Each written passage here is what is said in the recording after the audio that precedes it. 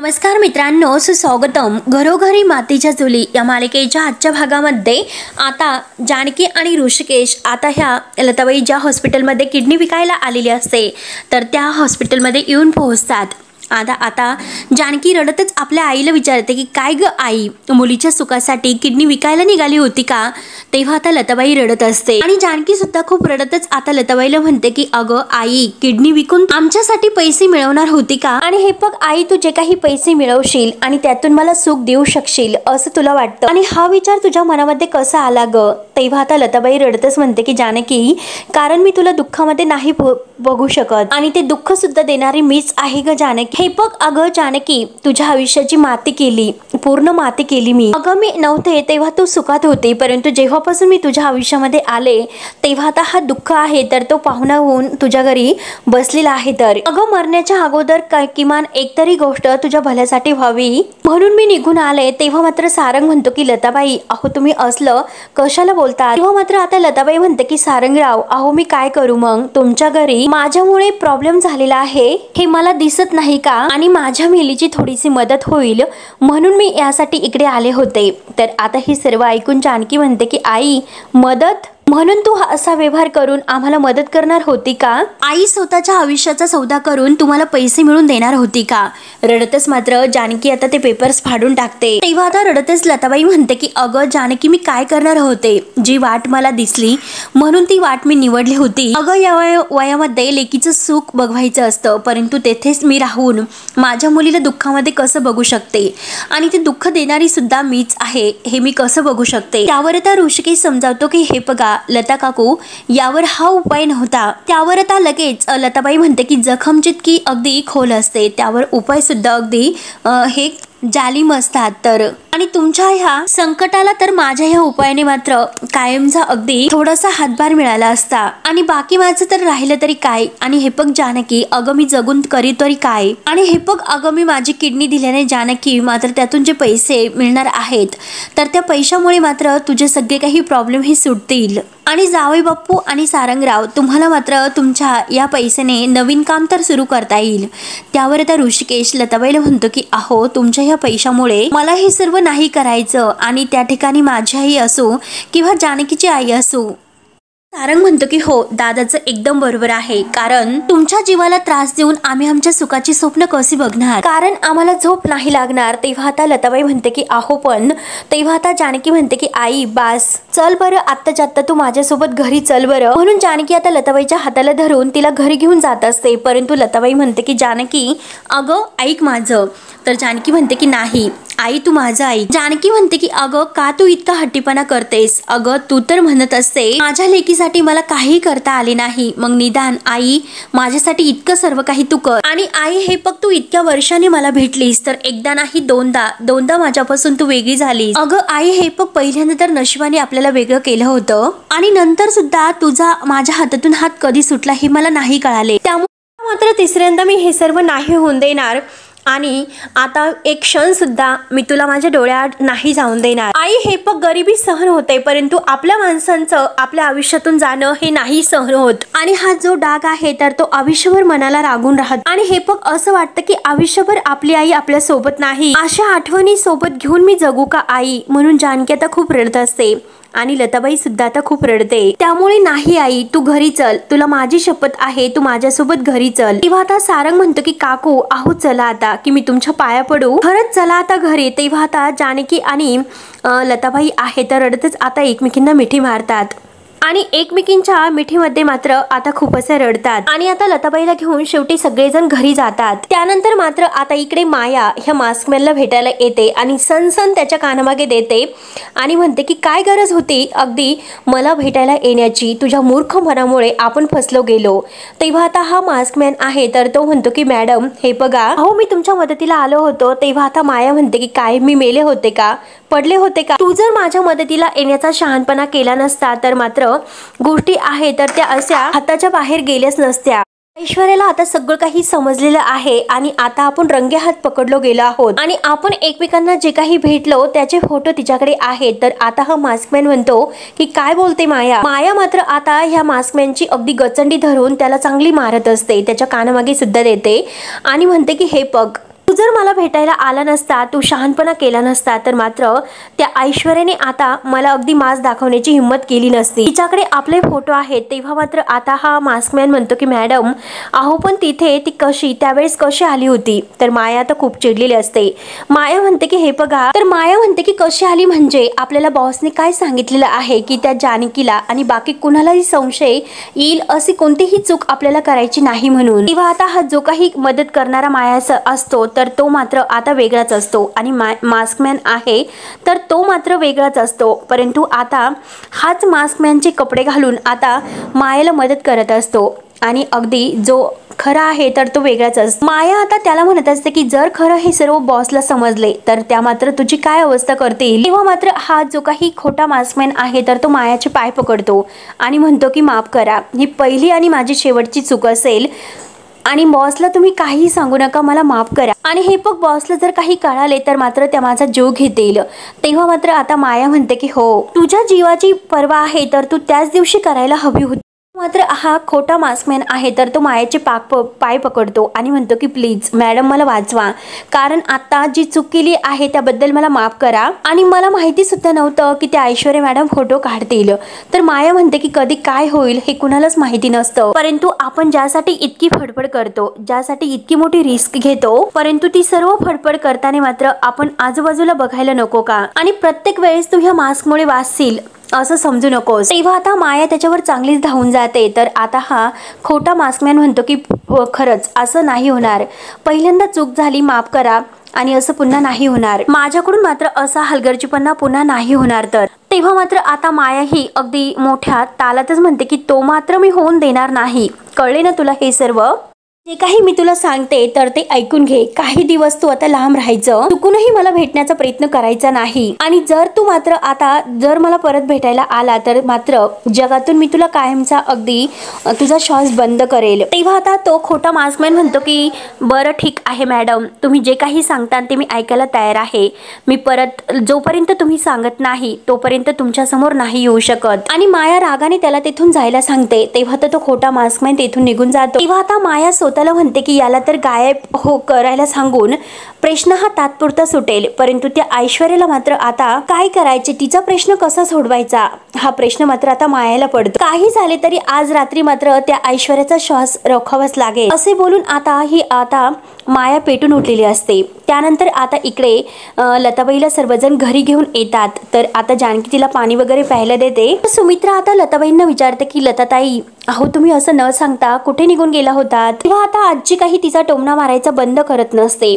आजी लगेच म्हणते की अगं सुमित्रा कमाल आहे तुझी, आता घरातील पळून जाणारी व्यक्ती मी कुठे जाते कधी आपल्या तोंडाने सांगत असते का. तेव्हा आता नाना म्हणतात की अहो सासूबाई जरा परिस्थितीचं भान ठेवा. आणि आता नाना ऋषिकेशला विचारतात की ऋषिकेश लताबाईंना तुम्ही कुठून घेऊन आलात बरं. तेव्हा आता ऋषिकेश जानकीकडे बघतो. तर आता ऋषिकेश म्हणतो की हॉस्पिटल मधून. ते ऐकून आता सुमित्रा विचारते की काय काय बोलतो ऋषिकेश, म्हणजे लता काकू तुम्ही जाहिरात बघून खरंच हॉस्पिटलला गेला होतात का असे आता सुमित्रा लताबाईंना विचारते. तेव्हा आता लताबाई खाली मान घालतात. तेव्हा मात्र आता ऋषिकेश म्हणतो की हो आई, कारण आपल्याला पैशाची मदत व्हावी आणि त्यांची किडनी आहे तर ती डोनेट व्हावी यासाठी त्या आपल्याला मदत करण्यासाठी तिकडे गेल्या होत्या. तर ते ऐकून आता सगळ्यांना तर धक्का बसतोच, परंतु आता नाना म्हणतात की हो लताबाई काय ऐकतो मी, हे सर्व खरं आहे का. तर आता लताबाई सुद्धा म्हणते की हो नानासाहेब हे सर्व खरं आहे. तर पण मला एक गोष्ट सांगा, मी तुमच्यासाठी आणि ह्या कुटुंबासाठी जर काही केले तर कुठे काय बिघडलं. तर अगोदरच मी तुमच्या सगळ्यावरती ओझं होऊन बसलेले आहे, तर या कठीण काळामध्ये मी तुमच्यासाठी काहीतरी करू शकले तर त्यात कुठे काही बिघडलं बरं. त्यावर आता ऋषिकेश म्हणतो की लता काकू अहो जानकीने तुम्हाला इतकं काही समजावलं तरी सुद्धा तुम्ही तेच बोलता. तर त्यावर आता लताबाई म्हणते की ऋषिकेश राव अहो तसं नाही, परंतु तुमच्यासाठी आणि जानकीसाठी काहीतरी करण्याची ही एकच संधी होती. तर म्हणजे माझ्या उरलेल्या आयुष्यामध्ये मी माझ्या लेकीसाठी काहीतरी एखादी चांगली गोष्ट करू शकत होते, म्हणून मी हे सर्व आता निर्णय घेतला होता. तर तेव्हा मात्र आता सुमित्रा म्हणते की लताताई हे बघा, जगातील कुठलीही मुलगी असो ती आपल्या आईच्या दुःखामध्ये आता आपली सुखाची स्वप्न नाही रंगू शकत. स्वतःची आई मात्र तिच्या जवळ असणं हेच तिचं खरं सुख आहे. तर तेव्हा मात्र आता जानकी म्हणते की हेच सांगितलं, परंतु आता आईला तिच्या चुकांचा इतका पश्चाताप झालेला आहे तर तिने माझ्या आनंदासाठी तिच्या आणि माझ्या सुखासाठी स्वतःच्या जीवाची सुद्धा पर्वा नाही केली. तर त्यावर आता सुमित्राताई लताताईंना समजावते की हे बघा, असला वेडेपणा पुन्हा करू नका. त्यावर आता ऋषिकेश सुद्धा लताबाईंना ते समजावतो की हे बघा, तुम्ही आता मनावर जे काही आहे तर ते ओझं आता मनावर ठेवू नका प्लीज, अगदी शांतपणे अगदी कसलाही विचार न करता निवांत राहा, कोणत्याही गोष्टीचं दडपण आपल्या मनावर घेऊ नका. आणि मगाशी जे काही हॉस्पिटलमध्ये रागामध्ये जरा जास्तच बोललो त्यामुळे प्लीज आम्हाला माफ करा. तेव्हा आता सारंग म्हणतो की हो ना लता काकू, खरंच आता चूक झाली, सध्या खरंच आम्ही खूप टेन्शन मध्ये आहोत त्यामुळे आम्ही कदाचित रागाने बोललो असेल. तेव्हा आता लताबाई म्हणते की हे बघा प्लीज तुम्ही कोणीही माझी माफी मागू नका, कारण मीच मात्र आता तुमची माफी मागावीशी वाटते, कारण माझ्यामुळे तुम्हाला खूप काही त्रास झालेला आहे. परंतु मी तुम्हाला एक गोष्ट खरी सांगते, कारण तुम्हाला जो त्रास होता तो मला नाही बघवला गेला. तुम्ही ज्या अगदी संकटात आहे त्यातून काहीतरी मार्ग मिळावा आणि माझा हातभार तुम्हाला लागावा म्हणून यासाठी मी हे काहीतरी करते. परंतु कितीही नाही म्हटले तरी सुद्धा माझ्यामुळे तुमच्यावर ही वेळ आली तर. तेव्हा आता आजी तर लगेच म्हणते की हो हे मात्र तू खरं बोललीस, तुझ्यामुळेच रणदिवे कुटुंब रस्त्यावर आलेले आहे. तर आता हे सर्व ऐकून लताबाईला आणखीन वाईट वाटतं. आजी मात्र आता लताबाईंना टोमण्यावर टोमणे मारतच असते. मुळे अगदी या रणदिवे कुटुंबाच्या घराचं वाटोळ झालेलं आहे. तर जानकीला सुद्धा आता आजींचा खूप राग येतो, पण तरी सुद्धा जानकी आजींचं हे बोलणं सहन करते आणि स्वतःला त्रास करत अगदी ऐकून घेते. परंतु आजींना उत्तर काही ते देत नाही. घरातील सर्वांना मात्र आजीच्या बोलण्याचा खूप राग येतो आणि आता आजी काही बोलायची बंद होत नाही आणि परत म्हणते, आणि तू मात्र किडनी दान करण्याचं नाटक करत या घराची किती तुला काळजी आहे हे दाखवण्याचं नाटक करत कशाला हे सर्व दाखवतेस ग. तेव्हा आता सुमित्रा ही आईला म्हणते की आई तू बस कर आता. तर आजी लगेच म्हणते की अगं सुमित्रा मला नाही तर तिला सांग तू बस करायला, आणि हे बघ हे जे काही मी बोलते ना तर ते तुझ्या पोटी आणि तुझ्या मुलांच्या काळजीपोटी हे सर्व बोलते, ही गोष्ट लक्षात ठेव. त्यावर आता सुमित्रा म्हणतो की आजी हे बघ तुझी काळजी आहे ना ती फक्त बोलून दाखवू नको, ती दिसून दे सुद्धा. तर अवंतिका सुद्धा आता रागाने म्हणते की हो आजी, कुठल्या जर माणसांना अगदी आपल्या बोलण्यामुळे त्रास होत असेल, मनस्ताप होत असेल तर मात्र आपण ती दाखवू सुद्धा नाही. आजी लगेच आता डोळे भरून आणण्याचं नाटक करते आणि म्हणते की बघ ना सुमित्रा तुझ्या सुना मला काय काय बोलतात आणि हे सर्व मला नाही ऐकवत ग, नाही ऐकवत. तेव्हा आता सुमित्रा म्हणते की नाही ऐकत ना मग गप्प बस, शांत बस जरा. आणि आता सुमित्रा मात्र लताबाईंसमोर हात जोडते आणि म्हणते की प्लीज तुम्ही आईच्या जे काही बोलणं आहे तर ते मनावर घेऊ नका. तेव्हा आता जानकी मात्र आता खूप वाईट तिला वाटते, पण आईला म्हणते की आई हे बघ तू आता रूम मध्ये जाऊन बस आणि जरा आराम कर. आता सौमित्र आणि जानकी मात्र लताबाईच्या हाताला धरतात आणि तिला आतमध्ये जायला मदत करतात. लताबाई बिचारी आता आत जाते तर नाना आता जानकीला विचारतात की जानकी लताताईंनी मात्र इतक्या टोकाचा निर्णय आहे तर तो इतक्या अचानक का घेतला असेल. तेव्हा आता जानकी म्हणते की नाना कुणाचं तरी बोलणं आहे तर तिच्या मनाला लागल्याशिवाय ती असं काही करणार नाही. तेव्हा आता आजी लगेच अगदी तोऱ्यातच उठते आणि अगदी जानकी बरोबर भांडायला सुरुवात करते की म्हणजे काय नक्की तुला काय म्हणायचं आहे, कुणाकडे रोग आहे बरं तुझा माझ्यावर ना. आणि बघ सुमित्रा अगं सगळ्याचं खापर ती माझ्यावर फोडते. तरी सुद्धा जानकी आजींना काही उत्तर देत नाही. तिला आता मनातून खूप आता ह्या आजींचा राग असतो. तेव्हा अवंतिका लगेच पुढे येते आणि आजींना म्हणते की आजी अहो वहिनींनी तुमचं नाव सुद्धा घेतलेलं नाही. तर तेव्हा लगेच सारंग मात्र आता आजीकडे बघत म्हणतो की चोराच्या मनात चांदणं. तर आजी लगेच आता ह्या सारंगवर ओरडते, तू मला टोमणं मारू नकोस, मी तुला सांगून ठेवते. तर सौमित्र म्हणतो की अगं आजी टोमणं मारायचं कसं हे तुझ्याकडूनच शिकलेलं आहोत. तर तेव्हा आजी लगेच सुमित्राला म्हणते की बघ सुमित्रा तुझ्या आईला मात्र ह्या सगळ्या तुझ्या मुलांनी चुकीचंच ठरून टाकलेलं आहे. तर काडीची किंमत मला या घरामध्ये दिली जात नाही आणि ही जानकीची आई जेव्हापासून या घरात आली तेव्हापासून या सर्व लोकांनी मला कचऱ्यात फेकून दिले, अगदी कोणीही मला किंमत देत नाहीत. तेव्हा आता जानकी म्हणते की आजी हे बघा तसे काही नाही, मुळातच तुम्ही कशाला आपापसात गैरसमज वाढवण्याचा प्रयत्न करता. मुळात आपल्या घरातील प्रॉपर्टीचे पेपर्स हे गायब झाले, ते कोणी केलं आणि ह्या मागे कुणाचं कारस्थान आहे याचा मात्र आता आपण शोध घ्यायला हवा. तर आजी लगेच आता थोडीशी भामटी होते आणि परत म्हणते की छान, म्हणजे हे कारस्थान तू केलेलं आहे आणि शोधणार मात्र तूच, म्हणजे असं मुद्दाम करते तूच मात्र खोट्या पेपर्स ऐवजी खरे पेपर्स त्या माणसाला दिले. तर तेव्हा आता ऋषिकेश लगेच रागाने म्हणतो की आजी प्लीज उगाच तू नको ते आरोप जानकीवर करू नकोस. मुळात त्या माणसाला खोटे पेपर देण्याची आयडिया आता ही जानकीची होती, तर मग ती असं मुद्दाम का करेल. तेव्हा आता आजी म्हणते की अरे हे मग तू तुझ्या बायकोलाच विचार, मग बघूयात की ती तुला खरं सांगते की नाही ते. तेव्हा आता नाना हे ओरडतात, नाना म्हणतात की बाद झाले, ही भांडणं आता बंद करा आणि ह्या सगळ्यातून मार्ग कसा काढायचा आहे याचा जरा विचार करा. तेव्हा आता सुमित्रा म्हणते की हो आता आपल्याला जोपर्यंत जानकीच्या भूतकाळामध्ये काय घडलेलं आहे आणि तोपर्यंत आपल्याला जे काही कळत नाही, आता मात्र ते आपल्याला कळून घ्यावे लागेल की नक्की काय घडलं होतं असं, तेव्हाच आता हे सर्व थांबेल. तेव्हा आता जानकीचा भूतकाळ म्हटल्यानंतर सर्वजण अगदी धक्क्याने आता बघत असतात. तर सुमित्रा म्हणते की जानकी, अगं तुझ्या भूतकाळामध्ये असं काय घडलेलं आहे? तर अगं तू तर मला सांगणार होतीस. जानकी, अगं सांग ना. अगं तू सांगितल्याशिवाय आम्हाला काही अंदाज नाही बांधता येणार. तेव्हा लगेच आता ऋषिकेश म्हणतो की म्हणजे जानकी आई नक्की हे सर्व काय बोलते? तेव्हा लगेच आता सुमित्रा म्हणते की ऋषिकेश मी सांगते. आणि आता सुमित्रा सांगायला सुरुवात करते की हे बघ ऋषिकेश, मी जानकीला घेऊन वामन शास्त्रींकडे गेले होते. त्या भटजींकडे मी गेले होते आणि त्यांनी मात्र जानकीला विचारलं की जानकी तुझ्या भूतकाळामध्ये घडलं का, तुला काही आठवते का? तेव्हा मात्र आता जानकी म्हणते की हो. ही म्हणाली की तो परत आला म्हणून. तेव्हा मात्र आता जानकीला त्या क्षणाची आठवण होते. तर सुमित्रा विचारते की जानकी तो परत आला हे तू कुणाबद्दल बोलत होतीस? तेव्हा आता घरातील सर्वांना आता एक प्रकारचा मोठा धक्का बसतो. नक्की हे सर्व काय आहे आणि जानकीचा भूतकाळ काय असेल हे मात्र आता सर्वांना प्रश्न पडतो. तेव्हा आता सुमित्रा विचारते की जानकी, अगं बोल ना, तू काहीतरी बोलली होतीस आणि तुम्हाला सांगणार होतीस तुझ्या भूतकाळाबद्दल. तू जर सांगितले तरच मात्र आम्हाला अंदाज हे बांधता येतील. तेव्हा आता नाना सुद्धा जानकीला विचारतात की जानकी, अगं सुमित्रा काय विचारते, बोल ना घडाघडा. म्हणून नाना आता जानकीला सांगायला सांगतात. तेव्हा जानकी तयार होते आणि जानकी सांगणार तोच लगेच आता ऋषिकेश म्हणतो की काही गरज नाही जानकी तुला ही सर्व सांगण्याची. मुळातच माझा या सगळ्या गोष्टीवर अगदी विश्वास नाही आणि आई काही गरज नव्हती तुला जानकीला वामन शास्त्रीकडे घेऊन जाण्याची आणि आपला वेळ वाया घालवण्याची. आणि तू सुद्धा जानकी, अगं ह्या सगळ्यातून दुसरा काहीतरी मार्ग निघतो की नाही हे बघायचं सोडून आई सोबत तू वामन शास्त्रीकडे जाऊन बसलीस आणि तिकडे जाण्याची काही गरज नव्हती. तुमच्या दोघींचंही जे वागणं आहे तर ते मला नाही पटलेलं. असे बोलून रागाने ऋषिकेश बाहेर निघून जातो. तेव्हा आता जानकीला आणखीन मनस्ताप होतो. आता सर्वजण विचारात पडतात. त्यानंतर मात्र आता इकडे ऐश्वर्या मायाला केव्हा भेटेल म्हणून रात्र होण्याची वाट बघत असते. सारखं घड्याळात किती वाजले हे ती पाहत असते आणि तेवढ्यात तेथे सयाजी येतो. सयाजी विचारतो की काय झालं, ऐश्वर्या कुणाची वाट बघते ग?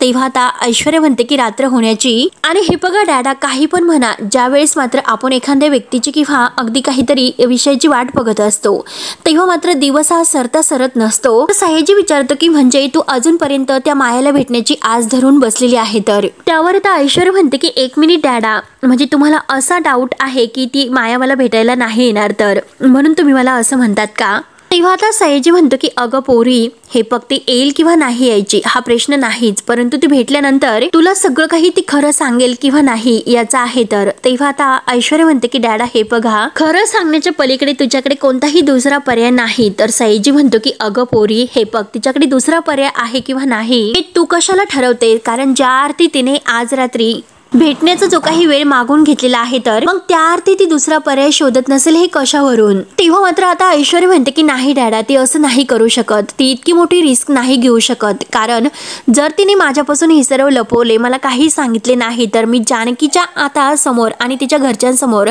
तिचं जे काही खरं रूप आहे तर ते आणायला वेळ लावणार नाही हे तिला माहिती आहे. आणि त्या लोकांना जर हे सर्व माहिती झाले तर ती लोक आहे तर ते नक्की त्या मायाला पोलिसांमध्ये देतील. तेव्हा आता सयाजी म्हणतो की ह्या सगळ्याची माहिती काढून तुझा काय फायदा होणार आहे? तर ऐश्वर्या विचारते की डॅडा, अहो तुम्ही असं का बोलतात? अहो विचार करा की जे व्यक्ती आता जानकीला त्रास देण्यासाठी, तिचा बदला घेण्यासाठी ती वाटेल ते थराला जाऊ शकते, माझ्याशी मात्र ती मदतीचा हात पुढे करते, माझी मदत घेत असेल तर मला जर मदत करत असेल तर जानकीचं आणि तिचं किती मोठं अगदी वैमनस्य असेल, ते दोघं एकमेकांचे शत्रू असतील म्हणूनच आता ही व्यक्ती मला मदत करत असेल तर. आणि जर मला असं वाटतं की त्या जानकीचा मात्र माझ्यापेक्षा दुसरं कोणी जास्त द्वेष करत असेल तर तो मास्कमॅन असेल. मी जो काही जानकीला त्रास देते तो अगदी उघड आहे, परंतु त्याचा छुपा झेंडा आहे तर तो मला जाणून घ्यायचा आहे. तर आणि आज मात्र मी तो जाणून घेणार आहे म्हणजे आहेच, म्हणून ती मायाला भेटायचं ठरवते. त्यानंतर आता सुमित्रा ही आपल्या रूम मध्ये असते आणि ती घडलेल्या सर्व प्रकार आता विचार करत असते. तर जानकी तेथे येते. जानकी विचारते की आई कसला विचार करतात? तर सुमित्रा म्हणते की काही नाही. तेव्हा आता जानकी म्हणते की आई हे बघा, तुमची कितीही इच्छा असली तरी सुद्धा तुम्ही माझ्यापासून काहीच लपू शकणार नाहीत म्हणून तुम्हाला माहिती आहे. आणि ऋषिकेश बोलले त्याचं तुम्हाला वाईट वाटतं ना? तर सुमित्रा म्हणते की हो जानकी. आणि हे बघ जानकी, अगं मी तुला शास्त्री बुवांकडे घेऊन गेले, यात माझी काय चूक झाली बरं? आणि तुमच्या लग्नाच्या वेळीस मात्र त्यांनी काय सांगितलं होतं की ऋषिकेशच्या आयुष्यामध्ये मात्र जी कोणी मुलगी येईल तर त्याचं आयुष्य बदलून टाकेल म्हणून। आणि हे बघ अगदी तसेच झाले की तू म्हणजे या घरात जेव्हा आली तर तुझ्यासोबत मात्र आता उंबरठा ओलांडून सुख सुद्धा आले। त्यांनी सांगितलेला शब्द आणि शब्द खरा ठरला तर तरी सुद्धा ऋषिकेश असं का म्हणतो बरं तुला त्या वामन शास्त्रीकडे न्यायला नको होतं म्हणून। तेव्हा आता जानकी म्हणते की आई हे बघा ते त्यांचं मत आहे आणि जसं तुमचं मत मात्र त्यांच्या जे काही वेगळा अनुभव आहे तर त्यावरून आले, मग कदाचित त्यांचा वेगळा काहीतरी अनुभव असेल। तर सुमित्रा म्हणते की अगं पण जानकी आई नेहमी ही मुलांच्या भल्याचाच विचार करते ग, हे ऋषिकेशला कळू नये का? तर जानकी म्हणते की आई अहो कळतं, सगळं काही कळतं आणि हे पण संकटातून बाहेर पडण्याचा हा मार्ग नाही तर। तेव्हा आता लगेच सुमित्रा म्हणते की जानकी तुला नाही माहिती की आपल्या या घरावर आपल्या ह्या कुटुंबावर एकामागून एक इतकी संकट येतात की आपल्याला विचार करण्याची काही संधीच मिळत नाही म्हणून। आणि हे बघ अगं जानकी ऋषिकेशचे जाऊन दे, पण तुला सुद्धा हेच वाटतं का की आपण मात्र शास्त्री भावांकडे जायला नको होतं तर? तेव्हा आता जानकी म्हणते की नाही आई मला तर उलट आता बरं वाटतं की बरं झालं की आपण शास्त्री भावांकडे गेलो म्हणून। तेव्हा आता मला मनात हेच वाटायला लागले की कदाचित या संकटातून बाहेर पडण्याचा मार्ग मला आता मिळाला आहे तर। तेव्हा आता सुमित्रा म्हणते की बरं झालं खरंच आपण गेलो। आणि तुला सांगते जानकी जेव्हा ते तुला एकामागून एक प्रश्न विचारत होते तेव्हा तू उत्तर देत होती तर तेव्हा मला क्षणभर असं वाटलं आता मात्र सगळं काही स्पष्ट होणार म्हणजे। परंतु जानकी अचानक मात्र तुला काय झालं हेच समजलं नाही तर। तेव्हा आता जानकी सुद्धा विचार करून म्हणते की हो मी सुद्धा आता क्षणभर शास्त्री भावांचे उत्तर देताना मात्र अगदी गोंधळून गेले होते। तर सुमित्रा म्हणते की हो जानकी मला सुद्धा ते जाणवलं आहे तर एक गोष्ट सांग बरं, जेव्हा आता शास्त्रीबाबा हे सर्व सांगत होते आणि ज्या माणसाबद्दल तू बोलत होती तोच माणूस आहे की तुमच्या लग्नाच्या वेळेला? तेव्हा आता जानकी म्हणते की मला खात्री नाही परंतु कदाचित तोच माणूस असू शकतो। तर सुमित्रा म्हणते की तुला असं का वाटतं जानकी, तुला सुद्धा ही शक्यता का वाटते? तेव्हा आता जानकी म्हणते की मला तर खरंच काही माहिती नाही, मला आठवत सुद्धा नाही आतापर्यंत आमच्या आयुष्यामध्ये जे जे काही झालं तर त्याची उजळणी करायला हवी म्हणून। कदाचित काही गोष्टी काही आठवणी काही माणसं मात्र मी विसरले असेल परंतु ते नक्की ऋषिकेशला आठवते आणि आता ऋषिकेशला हे सर्व आठवल्यानंतर आपल्याला त्याची काहीतरी मदत नक्की होईल आई। तेव्हा आता सुमित्रा म्हणते की अगं पण तू त्याच्याबरोबर कशी बोलणार बरं? आणि तुला तर माहितीच आहे की आता ऋषिकेशच्या ह्या सर्व गोष्टीवर विश्वास नाही म्हणून। अगं तो तर किती चिडलेला आहे, मग तू त्याच्याशी कसं बोलणार बरं? त्यावर आता जानकी म्हणते की आई तुम्ही काळजी करू नका, ऋषिकेशची मी बोलते। आलेच मी असे बोलून आता जानकी ऋषिकेश बरोबर बोलायला जाते। तर मित्रांनो हा भाग येथे संपतो। पुढील भागामध्ये आता माया मात्र ऐश्वर्याला भेटायला येते। तर ऐश्वर्या म्हणते की अरे वा माया तू आलीस आणि बरं झालं, आता मात्र जानकी आणि मास्कमॅन या दोघांचा काय संबंध आहे हे सगळं काही सांगून टाक। तेव्हा मात्र आता इकडे जानकी ऋषिकेश अवंतिका आणि सौमित्र एकत्र असतात। तर आता अवंतिका म्हणते की जर भूतकाळाचा शोध घ्यायचा असेल तर सौमित्र म्हणतो तुमच्या भूतकाळामध्ये नक्की काय घडलं होतं ते आम्हाला सविस्तर सांगा। तेव्हा आता माया म्हणते की हो कदाचित मात्र हे सर्व जाणून घेतल्यानंतर ऐश्वर्या तूच मला मदत करशील म्हणून। तर ऐश्वर्या म्हणते की काय बोलतेस? तेव्हा मात्र आता जानकीला तो सर्व काही भूतकाळ आठवतो आणि जानकीच्या कॉलेजमध्ये असताना हा जो काही त्रास देणारा तिचा मुलगा आहे तर ऋषिकेशने त्याला मारलेलं असतं। आता जानकी हे सर्व काही सांगायला सुरुवात करते आणि इकडे माया मात्र आता ऐश्वर्याला हे सर्व सांगत असते। तर मित्रांनो आता पुढे काय होईल हे बघण्यासाठी आपल्या चॅनलला नक्की सबस्क्राईब करत राहा। धन्यवाद।